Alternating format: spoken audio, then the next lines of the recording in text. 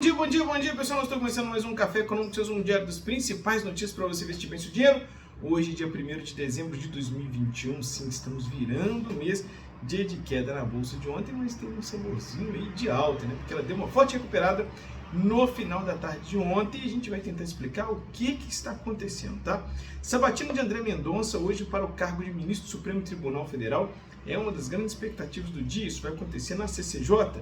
Depois a gente vai ter a PEC, né, que passou pela CCJ ontem, deve ser votada hoje no Senado. Ótima notícia, a gente aguarda isso aí, a gente vai tentar trazer detalhes sobre isso. SP500 mantém rating do Brasil, né, e mantém aí mesmo com essa instabilidade que estamos acontecendo. A gente vai tentar explicar isso já para você. E Jerome Powell, em discurso de ontem, disse que a inflação dos Estados Unidos não é mais transitória, ele tem que mudar o argumento. Então não esquece de dar o joinha, dá o like, compartilha esse vídeo, se inscreve no nosso canal que a gente vai tentar manter você bem informado sobre tudo aqui, tá? A primeira pauta do dia hoje, de votação no Senado, vai ser a PEC dos precatórios. Vamos entender isso. Não significa que isso vai acontecer agora, logo pela manhã, às 9 horas. Não. Porque antes disso vai ter a CCJ, ou seja, a Comissão de Constituição e Justiça, vai votar ali a sabatina do André Mendonça. Ou seja, ele já foi rejeitado, o Davi Alcolumbre está congelando ele durante 4 meses pelo argumento de ele ser terrivelmente evangélico, ou seja, não quer ele de jeito nenhum, mas aí ele é uma escolha pessoal do Bolsonaro. Irá para votação no dia de hoje, né, logo pela manhã, e depois que resolver essa Comissão de Justiça, ou seja, que os senadores votarem, eles irão para o plenário para votar ali a PEC dos precatórios. A PEC dos precatórios foi aprovada ontem com uma votação até relativamente razoável, né? 16 contra 10 votos. Mas para que isso acontecesse, tiveram que fazer alguns ajustes ali na votação. A gente vai tentar explicar aqui, ó.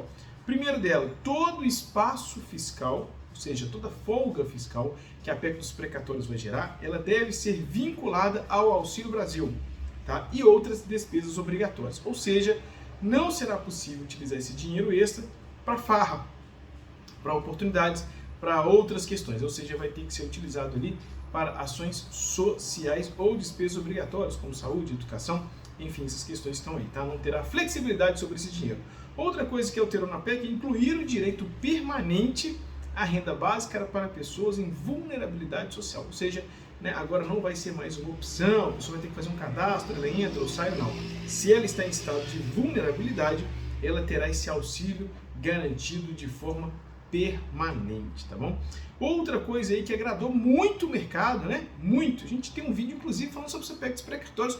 Como o mercado financeiro, os grandes fundos de gestão são diretamente afetados sobre ela. Então, sei que tem uma playlist lá no YouTube, cara, tem lá uma série de coisas, tem aumentos, toda quinta-feira tem a mentoria, a gente faz alguns cortes da mentoria, disponibiliza gratuito aqui para você. Isso, como é um assunto de utilidade pública, a gente tem que disseminar o conhecimento, nós colocamos isso para você sem propaganda, sem propaganda, zero, fazemos isso aqui absolutamente sem nenhum retorno financeiro, mas a gente entende que é nosso dever contribuir um pouco aí com a parte de conhecimento, ainda mais de um assunto tão complexo quanto esse, tá? Bom, falamos isso, então, a PEC dos precatórios, beleza, retirada, outro ponto, ó, desculpa, outro ponto, retirada dos precatórios e do Fundef, que é aquele fundo lá da educação, do teto dos gastos, ou seja, o governo vai poder honrar toda a sua dívida dos precatórios, toda a sua dívida com o Fundef, que é estimular a educação financeira, sem se preocupar com o valor, porque ele não terá que respeitar o teto dos gastos públicos. Isso é ruim, mas pelo menos é um fura-teto controlado, vamos dizer assim, né? Tirou algumas telinhas ali da sala e não descobriu toda a sala, né? Bom, depois de aprovada ontem, o Pacheco queria iniciar a votação ontem mesmo. Seria ali um blitzkrieg, ou seja, uma velocidade fantástica para aprovar essa PEC, que é uma coisa que já ninguém aguenta mais falar sobre isso, né? Eu, por exemplo, que não aguento, sei que também não aguento ouvir, mas infelizmente somos obrigados a manter essa pauta aqui em dia, tá? Queria votar isso ontem, depois que a PEC foi aprovada na CCJ, ele abriu a sessão no plenário, no Senado, para fazer a votação e foi ali, de certa forma, orientado pelo relator da PEC, não, Bezerra, falou assim, olha, não vamos fazer isso agora não vamos fazer isso não, Rodrigo Pacheco, porque a gente não pode perder essa, né? Nós precisamos ter segurança, vamos trabalhar, né, nessa noite e na manhã, na parte da manhã, para a gente costurar mais apoio, para não fazer uma votação muito acirrada. Vamos fazer essa votação com margem de folga, tá? No meu ponto de vista, tá? Tentando explicar um pouquinho aqui, no meu ponto de vista, a PEC dos precatórios, ela é ruim, ela nasceu para ser ruim, ela nasceu para aumentar gastos, tá? Então, para mim, qualquer tipo de situação que fosse aprovada já seria ruim, pior do que antes. Mas essa é, pelo menos, a melhor, né, se é que eu posso dizer assim, versão da PEC dos precatórios. Ou seja, aqui cria um fura-teto, mas um fura-teto limitado, com condições limitadas e sem fazer uma farra fiscal. Então, pelo menos, ela tem suas limitantes, tá? Isso aí seria a versão menos ruim, no meu ponto de vista, tá? Inclusive, quem concorda comigo nessa opinião é o senhor Paulo Guedes, nosso ministro da Economia. Ele disse que essa solução da PEC dos precatórios é a solução menos ruim, né? Ou seja, eu falo da PEC em si, que talvez a versão das PECs essa seja menos pior. Ele já fala que todas as soluções possíveis que tinham na mesa, colocar a PEC seria a solução menos pior, né? Entre outras, elas seria o aumento do imposto de renda, entre outras tentativas, declarar estado de emergência, enfim, em todas as variantes, o senhor ministro entende que a PEC seria a menos pior. Já o presidente do Banco Central, também concordo com ele, Neo Campos Neto, disse que a solução cobrou um preço muito grande à credibilidade do país. Sim, temos uma queda absurda na Bolsa de Valores, motivada por toda essa instabilidade, e muito provavelmente essa solução é muito menos pior do que o mercado precificou.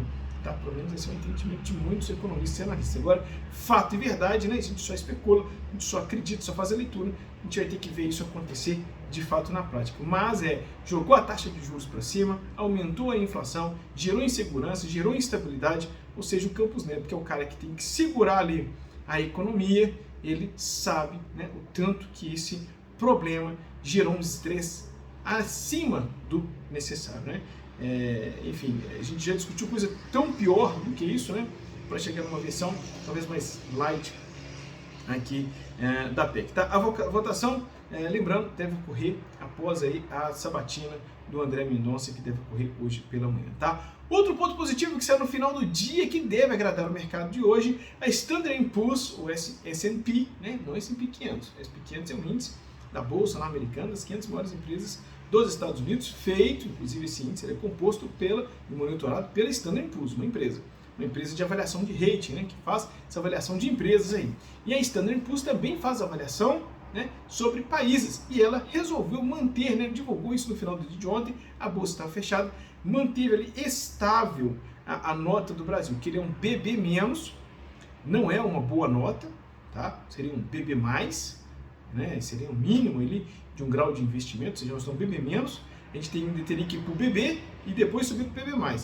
Né? Então, a notícia boa é, vamos permanecer no BB-. Essa é a notícia boa, porque a gente poderia descer para o BBB, o Big Brother, não é Big Brother não, a gente poderia descer para o BBB+, né? Que seria a nota abaixo aí do BBB-, tá bom? Então, quanto menos B, melhor, né? Aí depois você pula para o A, e aí a melhor nota de todas seria o triplo A, 3 A seguidos, né? Seria a melhor nota aí, que é considerado lá nos Estados Unidos. E aí, para a gente ter um grau de investimento, ou seja, um país minimamente seguro para investir, seria aí um BBB, né? Então, seria um BB+, né? Então a gente teria duas notas ainda para subir, né? Seria para o BB e depois para o BB+. Ficou meio confuso aí, mas espero que você tenha entendido, tá bom? A Standard & Poor's permaneceu a nota do Brasil BB- como estável, isso mesmo, com todo esse estresse político, com todo esse risco fiscal, com toda essa novela. Olha, eu sei que no Brasil tá ali, esses impactos não serão tão relevantes. E deixou claro a receita do Brasil subir de nota, né? Deixou a receitinha no bolo, é aquilo que a gente sempre fala aqui. O que ele precisa fazer? Controlar dívidas públicas e promover um crescimento econômico, né? Simplesmente isso. O Brasil é deficitário, gasta mais do que arrecada aí desde 2014, ou seja, precisa resolver esse problema, e aí se resolver, ele começa a ter notas mais altas. Da mesma forma, ele disse o contrário, que se nos próximos 2 anos o Brasil não conseguir crescer e aumentar o seu déficit público, ou seja, suas despesas, aí a coisa vai ficar feia, pode ser que tenha a nota rebaixada. Mas essa notícia de hoje deve sim agradar consideravelmente o mercado financeiro, tá bom? Vamos falar do aspecto internacional. A entrevista de Jerome Powell ontem deu uma zedada na bolsa, né? Estava indo relativamente bem no início do dia ali, depois deu uma azedada e rápida, né? Falou 102, 101 e bateu lá nos 100.097. Sim, beliscou ali os 99, né, cara? A gente estava de olho nisso aqui. E aí, por que essa notícia? Porque o Jerome Powell falou que o termo transitório, de inflação transitória, né, que ele estava falando, transitório, é relativo. Ele falou assim, talvez eu tenha me expressado mal, eu deixei margem aí para ambas interpretações. A gente entende que essa inflação é transitória, mas transitório é o quê? O que é rápido para você, meu amigo? Porque para o Powell, né, para o Jerome Powell, aí, a gente está lá nos Estados Unidos, está 12 meses, e a inflação lá bateu 6,2%, a mais alta dos últimos 12 meses, desde a década de 90. Ou seja, é uma inflação elevadíssima. Mas o Powell olha para aquilo e fala assim, é transitório, tudo bem, mas o que é transitório? Durar 1, 2 anos, 3 anos? Né? Ou transitório é durar 2, 3 meses? Então ficou ambíguo isso aí, né? A gente sabe que quando o investidor ele olha para longo prazo, ele olha para anos. A gente sabe que, às vezes, quem está chegando em bolsa agora, ou quem está acompanhando um pouco mais a economia, espera que sejam meses, às vezes até semanas. Então, Jerome Powell falou que vai mudar esse termo de transitório para um outro termo talvez mais adequado, né? E que está de olho, sim, na inflação, que fará as medidas possíveis para controlar a inflação. Mas o mercado começa a ficar preocupado, porque uma inflação de 6,2%, ela é grave, nos Estados Unidos é altíssima, altíssima. Você está achando que é só a gente aqui, meu amigo? Não, a receitinha de bolo do Biden é a mesma que o Bolsonaro está fazendo, ou seja, aumentando gastos públicos de forma desordenada, torrando dinheiro, nosso Congresso torrando dinheiro, e isso sim gera inflação, tá? E aí você tem que subir taxa de juros, é o presidente do Banco Central está fazendo aqui, né? Provavelmente na semana que vem deve subir a Selic em mais 1,5%, é a expectativa. Só que lá fora, né, o Powell não sobe a taxa de juros e aí deixa a inflação correr um pouco mais solta, tá? Na prática, o Jerome Powell está entre a faca e a cruz, né? Ou entre a faca e a cruz, entre a espada e a cruz, né? Acho que teria o termo mais correto aí. O Banco Central americano aumentou demais os estímulos à economia, junto com o Powell criando lá medidas, né? Pacotes lá trilionários para poder estimular a economia. E aí, com gastos excessivos do governo, você gera inflação, gerando inflação, aí a gente tem esse problema que temos hoje.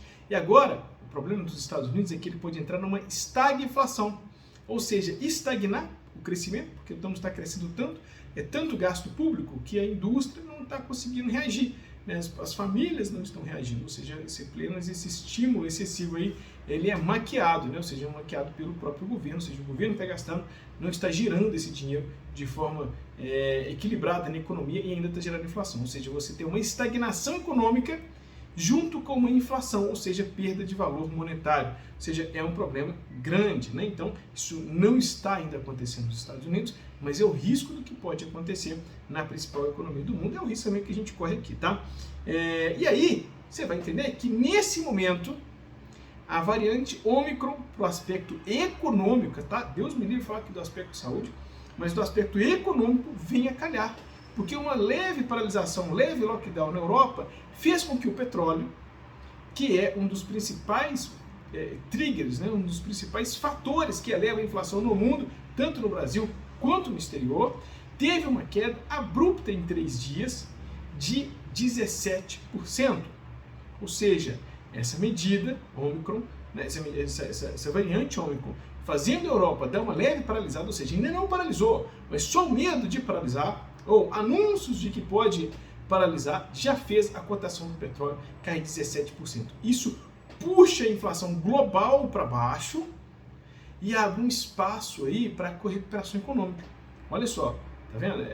Por isso que a gente tem que ficar atento. A Ômicron pode ser terrível aí no aspecto de saúde, apesar que ainda as mortes, né, isso também eu fiz um estudo detalhado, as mortes na Europa ainda não aumentaram, né, estão bem abaixo nos padrões, ali, o percentual de pessoas infectadas por morte está bem baixo, principalmente nos países lá do epicentro, que a gente tem um aumento na contaminação, na infecção de pessoas, mas não tem acompanhado uma mortalidade proporcional, né, ao crescimento aí, dos infectados. Então, esse aspecto, né, apesar de ser terrível socialmente, ele economicamente vai dar uma folga. O Jerome Powell vai dar uma respirada, porque isso vai, né, essa medida, o rebote dela, o efeito dela é puxar o petróleo para baixo, e aí isso vai gerar uma folga na inflação, ou seja, tem um por trás disso aí, né? Então, quanto mais notícia ruim a gente fala da Ômicron aí, talvez mais medo gere aí nos traders, né, no mercado, mais instabilidade acaba puxando essa inflação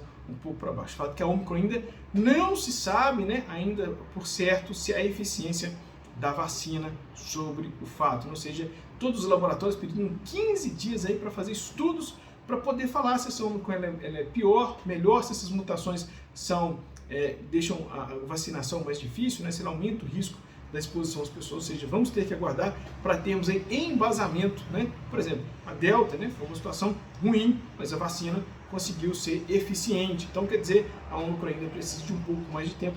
Até lá, até ter essas informações, é só ruído, né? E esse ruído puxou o preço do petróleo fortemente para baixo. O mercado já não aguenta mais, o mercado brasileiro, falando de Bovespa agora, não aguenta mais gastar tempo e energia nessa PEC dos precatórios, já não aguenta. O povo está louco para acabar isso aí, vota logo, ou seja, o mercado vai ficar satisfeito com essa versão da PEC, né? Que não dá o calote nos precatórios. Resolveu melhorar o humor nas últimas horas, saiu lá dos 100 mil pontos, recuperou, fechou em queda ainda, mas teve uma recuperação forte, fechando ali nos 101.915, quase no 102, tá? Teve uma queda no dia de ontem de 0,87%, com um alto giro financeiro, principalmente nessa retinha final, nessa subida. Muito apetite na compra ali, perto dos 100 mil pontos, fechou ontem com mais ou menos 50% acima da média dos últimos dias, né? Ou seja, fechou ontem com volume de 46,9 bilhões, tá? Novembro fecha o quinto mês consecutivo em queda na bolsa, queda de 1,53 em novembro, e no acumulado do ano de 14,37. E aí, vai ter rally no final de ano? Deixa aqui nos comentários se você acredita que a bolsa vai subir depois dessa PEC dos precatórios resolver esse assunto de vez, beleza? Bom dia, pessoal, boas operações, bons trades, um abraço, fique com Deus, até mais, tchau, tchau.